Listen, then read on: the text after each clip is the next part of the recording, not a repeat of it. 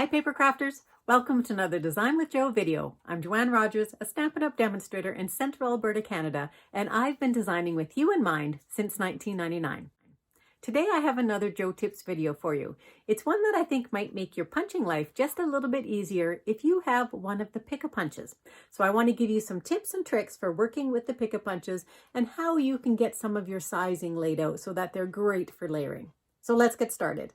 So the two Pick-a-Punches that I have are the Lovely Labels Pick-a-Punch and the Banners Pick-a-Punch. And I'm going to show you how to use both of them. And I'm going to show you what the different edges are that they make. So when I first got them, what I did is I took I think this is about a 3.5 inch piece of cardstock.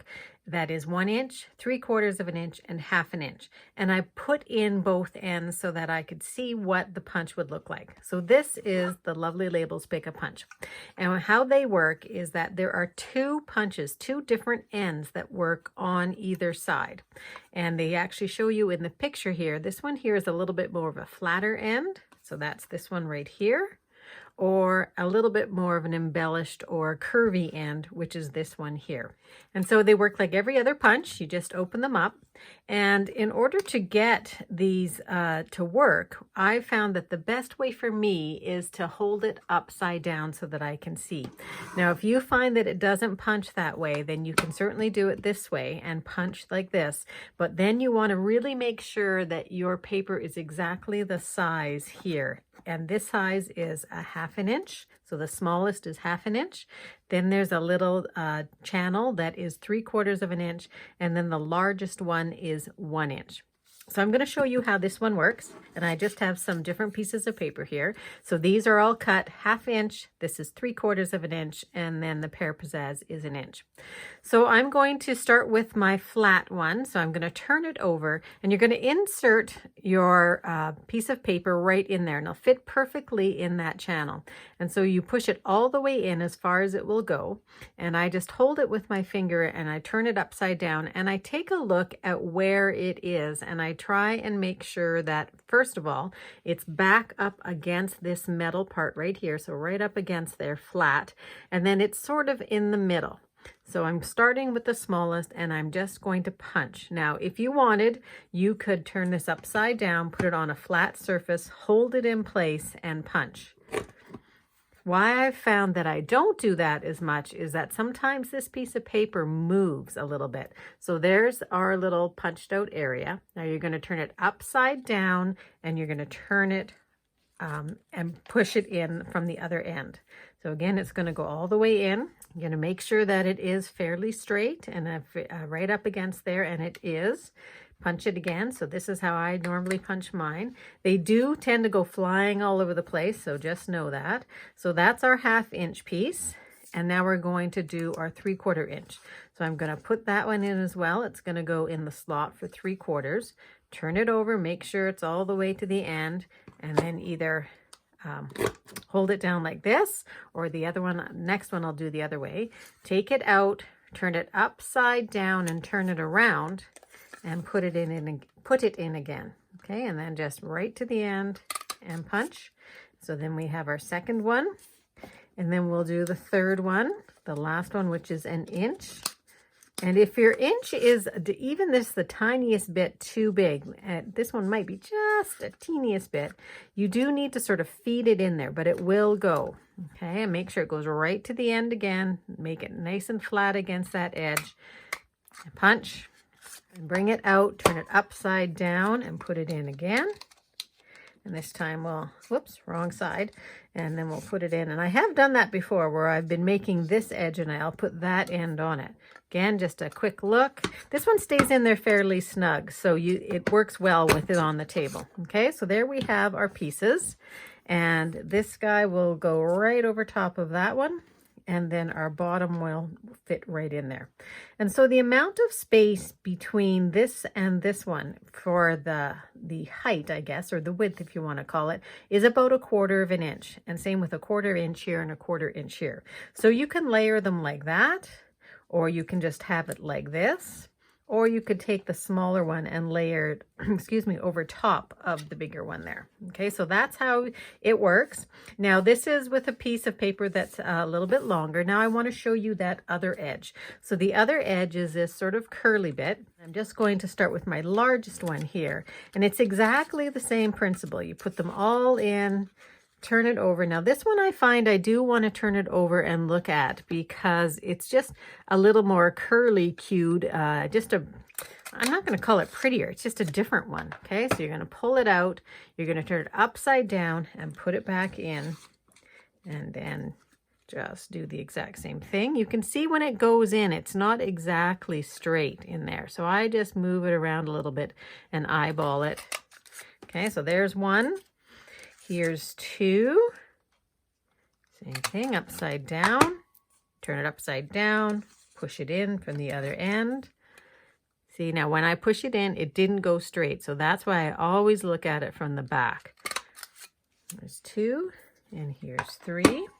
Now this is going to be a little bit shorter piece. Okay, so I did bring a shorter piece in because I want to show you what you can do with it. So I turned it over, and when I turned it over, I wasn't holding it, so it moved out of place. So you just need to push it back in so it's right up against that edge and centered. Take it out, turn it upside the other way. I have actually found that I do tend to use my my Whisper White in there, or my basic white that is thick. Now, if you have a really small piece, this one is actually sticking out okay, but if you have a really small piece, you can always take a Post-it note in the corner, seems to work well. If I do it like this, I don't find I have quite the same amount of control over it. So I take my Post-it note or my sticky note and put that in, hold it with my finger again, and it gets a little bit, you have to sort of hold your mouth just exactly right. But again, you can just get it lined up here and then punch. And then take that out. Okay, same thing. So now you can mix and match these. So you don't have to keep this one with that guy. You could put it on here too.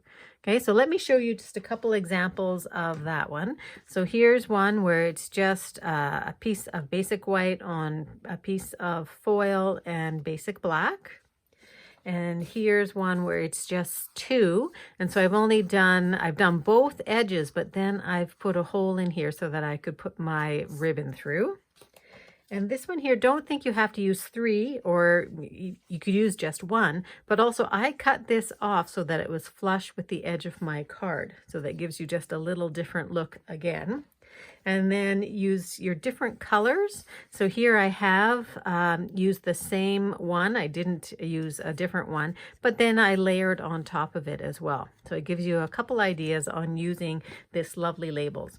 Now I just want to show you as well the banners. So the banners Pick a Punch is great for making flags, especially this one here, or making ones that have a little bit more like an arrow point on it. So I'll just show you really quickly what they will do. And I'm going to start with the small again. And I think you've probably got this sort of figured out how to do this. So I'll just really quickly do that for you. Show you.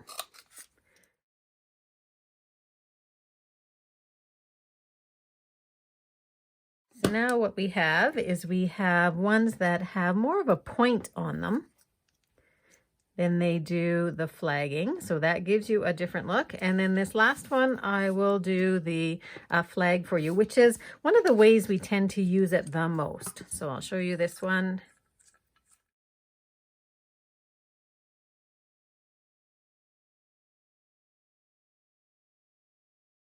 Now you can see that this one is just a little bit bigger than an inch, so it doesn't want to go through here. So I'm just going to trim this down so that it is exactly an inch, because that's pretty important when you're using these punches. So I'll just trim this down. It's just a little bit too wide. Now you don't have to only use these sizes too. You could also use a little bit smaller. So if you wanted to go 7/8, you could also go 7/8. Feed that one in, and you can see how you do get little bits of the ends all over your place. They do tend to fly out. Oops, and there's an example of where I didn't do the flag end, but here you can see you get a little bit more of an arrow. And I did it the same thing on this one, didn't I? There we go. So you do want to be a little bit careful when you are putting these in, that you're using the right end. But you can make all kinds of different ends on these and different labels for layering. So let me just show you a couple cards with that. So the first one here is one where it is all three flagged, and then I just cut off square this end here. And then this last guy here is just one. So you don't need to use them layered if you don't want to. So if you have a bigger set of words that will fit on your 1 inch, then just use the one. And that's it. I hope you found the tip useful. Make sure you don't miss another Joe Tips video by hitting the subscribe button now. And if you've got a paper crafting question, drop me a line at joe@designwithjoe.ca. If you're not yet on my mailing list, hop on over to www.designwithjoe.ca and get yourself signed up and get a free gift. Thanks very much and have a great paper crafting day.